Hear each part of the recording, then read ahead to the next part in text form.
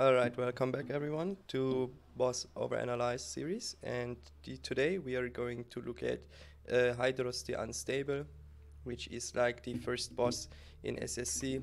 And what you can see here immediately at the start, you have to kill some of those water elementals that are patrolling here before the fight, or you want to. And yeah, you can use that opportunity for your tanks and your warrior DPS to pull some rage on those, just to start with a little bit of a edge into the fight. And yeah, he starts. He want to start with his blue face, and he likes to hand out a debuff in this phase that no one really wants, because it stuns you for 5 seconds. So you can see here Water Tomb, and he does it on one player and then it chains to other players. So there are a couple of ways you can counter this debuff, or you can handle this debuff. And yeah, first of all, if you have too many melees, you want to split them up into camps. The second thing you can do is you can use a free action potion at the pool. So because you get 5 seconds stun in your CDs, yeah, there is like not really another DPS potion that could give you more gain than avoiding the 5 seconds stun, because yeah, losing 5 seconds of uptime in your CDs is like a super huge DPS loss.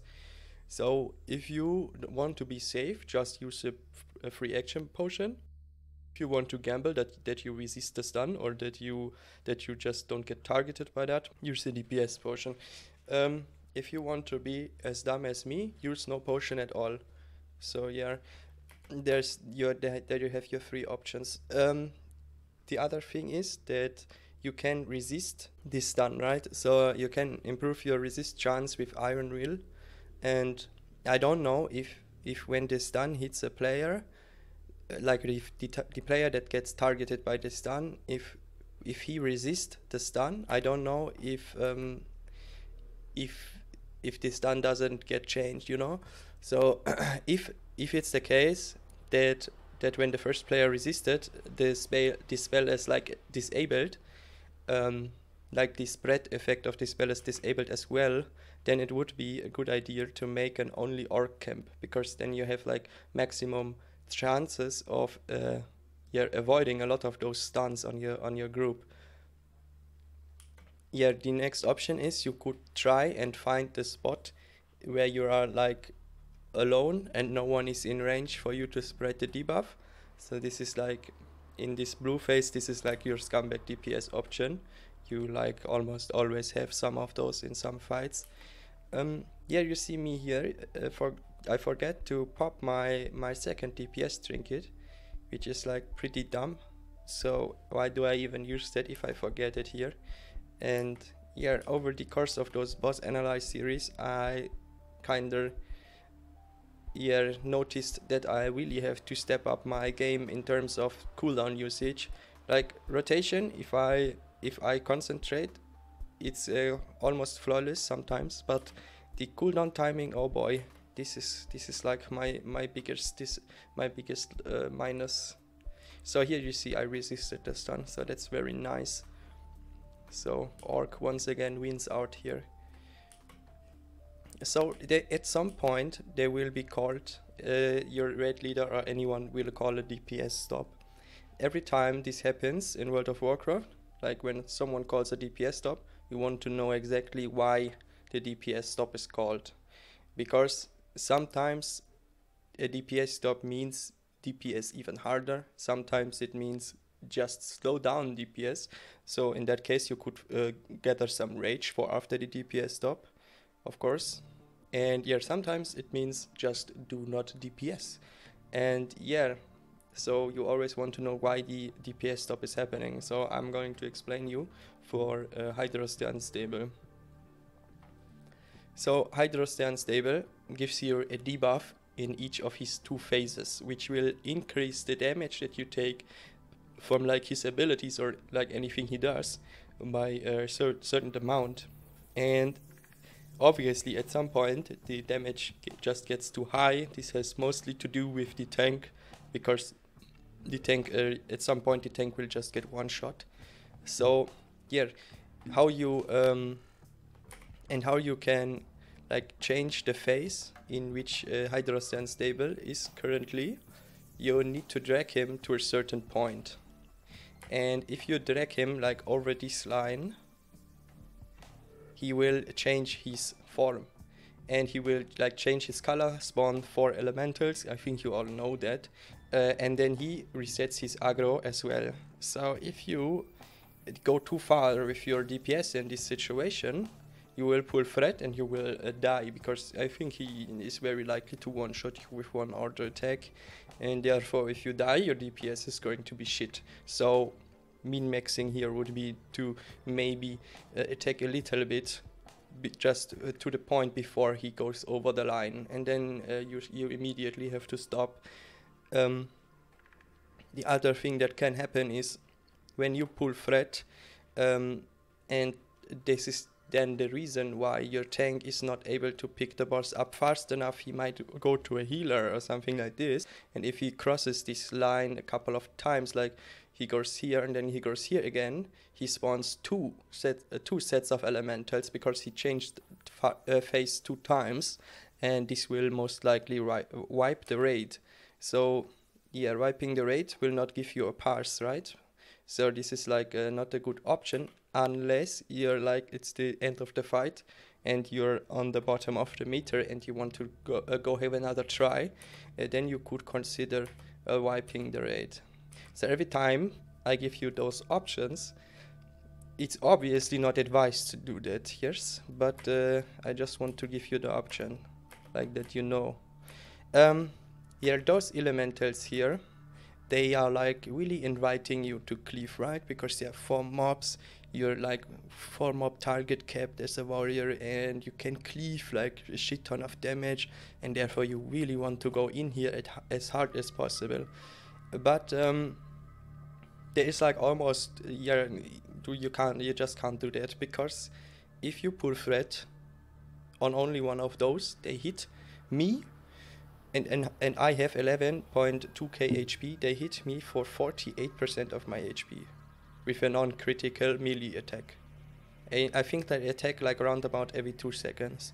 So if I pull 2 of those mobs, it's like almost an instant GG.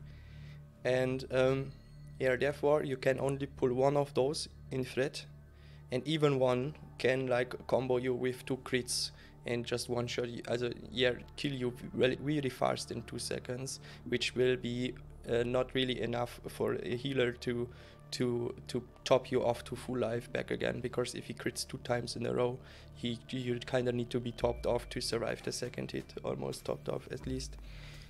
So therefore we need to talk about methods for cleave DPSing without doing like ridiculous amounts of threat. So why has Arms Warrior in particular a threat profile, like the way we are dealing threat on 2 or more targets? Why is this so hard to handle for most tanks? This is because of sweeping strikes mostly, because think about, you do a cleave, and you pop sweeping strikes, your cleave comes out and you slam right after that. With my latency, this is 0.7 seconds, in which I deal 3 hits to 2 targets, and those 3 hits can combined deal more than 10,000 damage, depend on what cooldowns are running right now. It can be more sometimes even, and if you have a Sword Spec proc in addition, or Wind Fury, it can go up to 15k and more.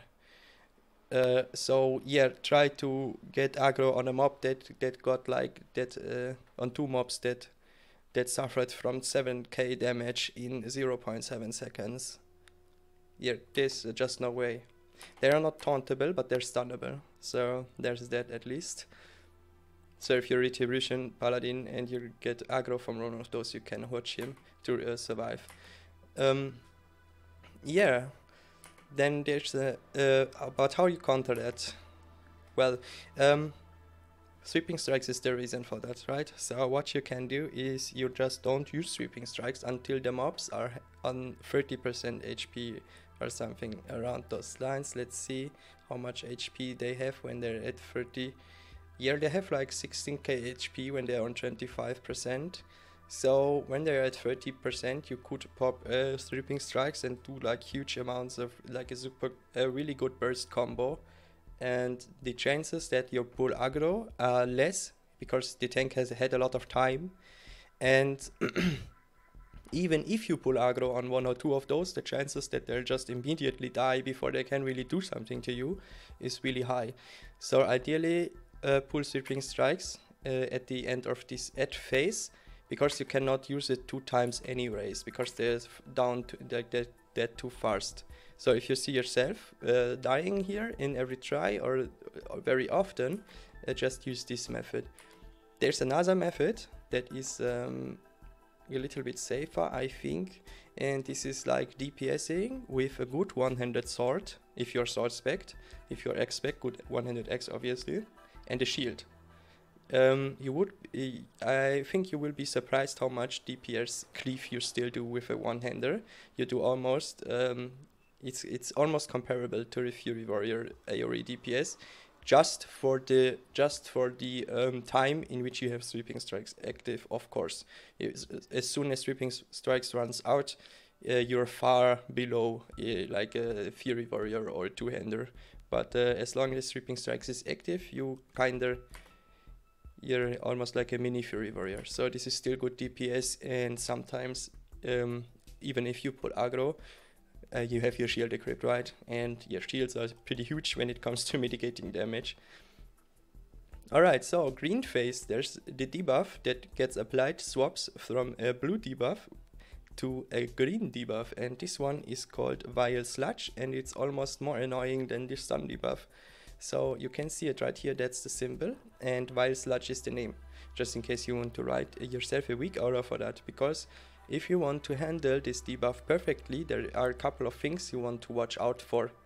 So first thing is it decreases, or not the first thing, but what the debuff does is it decreases your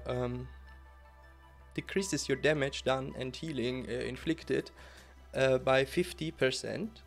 Which means that every point of rage or every point of energy, if you're a rogue, or every point of mana you spend while you have this debuff active, is suffers from your value decrease by 50%. So, so how you're going to handle that? First of all, you do not want to pull cooldowns when you have this debuff active.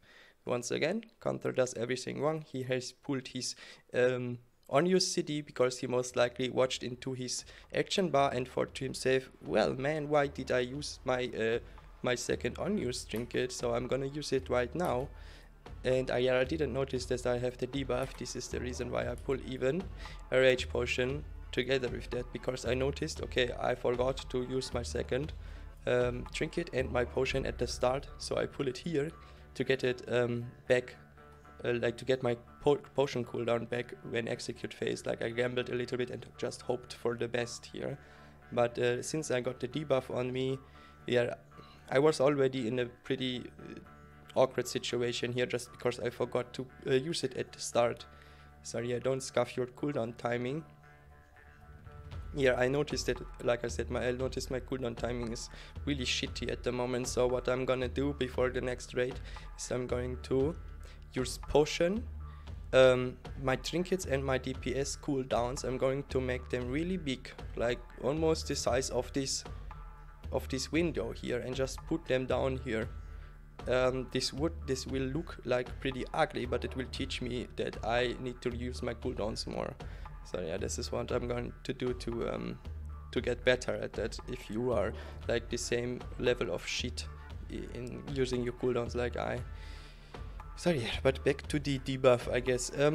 Yeah, so rage that you spend while the debuff is active loses out on value. So what you want to do is when the debuff is 10 seconds away from fading, you want to use your Berserker Rage, because the debuff deals a little bit of damage, and other than that there's not a lot of damage flying around to the DPS players, so this is a nice way to use your Berserker Rage. And then when the debuff ends, you want to be ideally at 100 rage. So this makes sense, right? Because all that rage that you banked up while the debuff was running, you didn't spend into the debuff, so you didn't lose out on value on those rage points.